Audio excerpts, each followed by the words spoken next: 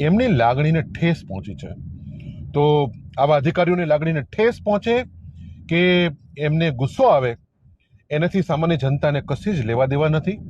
કારણ કે આ લોકો એવા લોકો છે કે જે પોતાના ગુનાઓ સંતાડવા માટે થઈને ક્યાંક ને ક્યાંક એ સામાન્ય જનતાની અંદર એક ખોટો મેસેજ પ્રસારવાનો એક પ્રયત્ન કરી રહ્યા છે.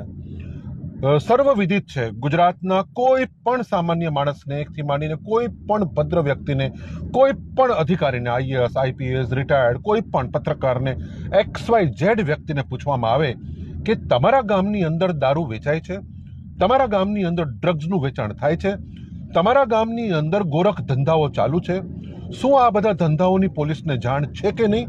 આનો એક જ જવાબ મળશે કે હા, અમારા ગામની અંદર દારૂ ખુલ્લેઆમ વેચાય છે, કોઈની શરમ નથી. ત્યાં પોલીસની જીપો અવારનવાર આંટા મારે છે. એ આંટા મારતી વખતે સુનિશ્ચિત કરે છે કે આ લોકોને ધંધો કરવાની અંદર ક્યાંય મુશ્કેલી પડે છે કે કેમ. આની તકેદારી લેવામાં આવે છે. આ લોકોને કોઈ વિક્ષેપ તો નથી કરી રહ્યા ને. આ દારૂડિયા, આ બુટલેગરોને, આવા ગુંડાઓને, આવા લુખ્ખાઓને કોઈ હેરાન તો નથી કરી રહ્યો ને, એની તકેદારી લેવામાં આવી રહી છે. આ વાત સર્વવિદિત છે. અને જ્યારે મને જિગ્નેશભાઈએ એમ કહ્યું કે આવા ભ્રષ્ટ અધિકારીઓના પટ્ટા ઉતરી જવા જોઈએ, તો હા, 110% આવા લોકોના પટ્ટા ઉતરી જ જવા જોઈએ.